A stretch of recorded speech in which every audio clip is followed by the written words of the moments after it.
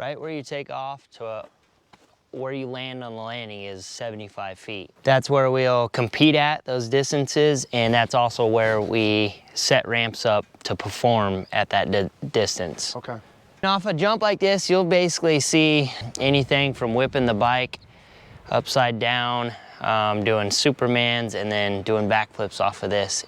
People come out here and they're pretty intimidated by that ramp, so nobody really jumps it. Yeah. So I might as well set it up for myself and keep doing flips off of it.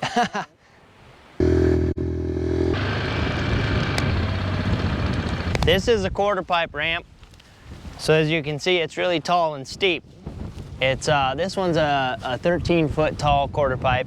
They make them bigger, but this one's meant for doing tricks and stuff off of. Normally, you can go off of this thing and kind of arch and come back down this landing. Yeah.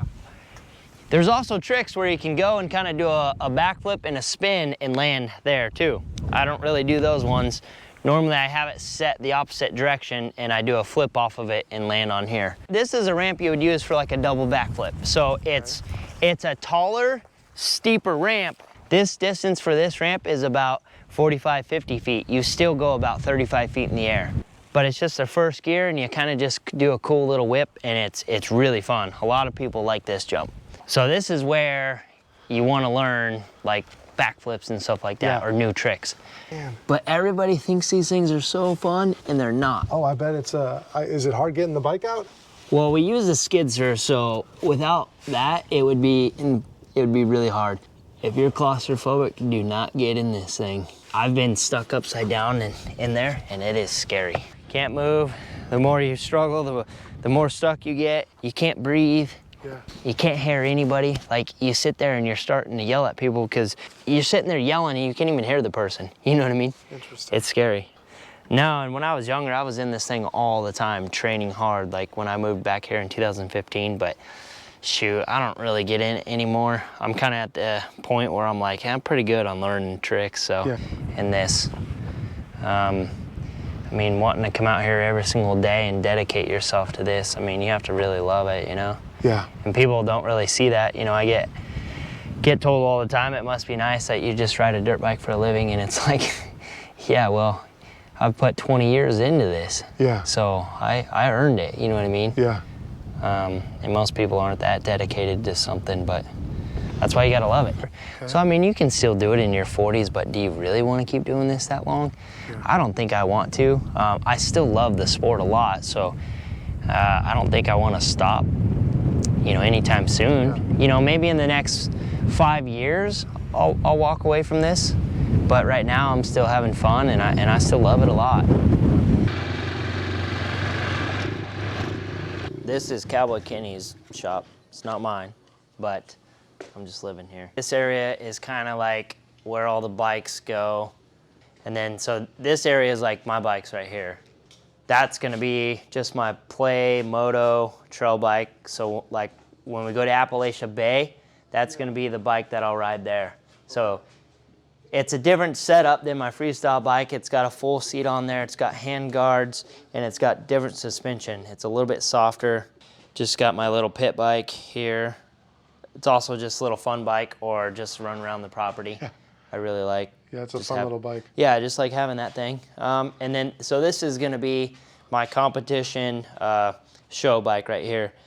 I have it taken apart because just finished washing it, and then you can see over there I got my maintenance stuff that I need to do to it. I gotta do the oil, the tires, make a little adjuster switch, clean my rotors, and some gear hanging up drying. There's just so much stuff in here. Yeah, there's a lot of stuff.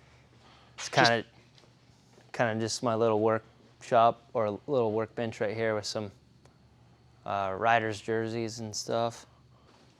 These boxes kind of have some of my welding tools here, some of my stands, my chop saws. And then I just bought a new welder the other day. My first project is to build a welding cart for it so that I can have my welding bottles on the cart and everything on the cart and then roll it around and be able to build my stuff. So okay. I just got done traveling, so here's my travel tote. And yeah, just a simple little kitchen. Simple kitchen, okay. I just kind of live out here, take care of it in the meantime while I try to get a house. Yeah, definitely a setup like a bachelor pad. Oh yeah, it's Yeah. like, it's nothing like how I would have a home setup, but hey, you know, I'm really trying to get a house right now, so I'm just getting through. Because I've only been here since, when I first came to Oklahoma, I lived here for like a year or two, and then Yeah. I met a girl, and we got a house together, and then we split in like 2018 or 19. And then I was renting a house in town, and then I moved out of that house, and then I came back here in August, and right now my main goal is just to buy a house. So I'm like, Okay. I'm not gonna put my furniture, because I had couches and everything in here, but I sold them all, because I'm like, you know what, I just need to be light right now, so. This could be a good location to get a secondary shot from the upstairs living quarters shooting down into the garage. This always looks cool when you're working on a project right here and can kind of oversee it. And Kenny is a really big name in freestyle motocross. I think, you know, if like this place has a lot of history, so like people see that, I think they'd be like, oh, that's really cool, Cowboy Kenny's place, you know? Yeah. So that's about it, man. Yeah. No, this is great. I really appreciate you taking the time. Yeah. Like I said, just tons of shit. Next time I'll have it cleaned up a little bit more, but I just got home, Kenny just got home, and then FXR goggles, they're one of my sponsors, but I know you were talking about no brands. One of those jumps could be your last jumps, you know what I mean? Yeah.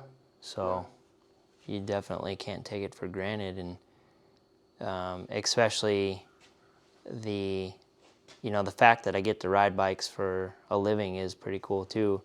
And I've been doing it for so long that you kind of become numb to it, but 2020 was like, hey, like this isn't promised, so appreciate it, you know what I mean? Yeah.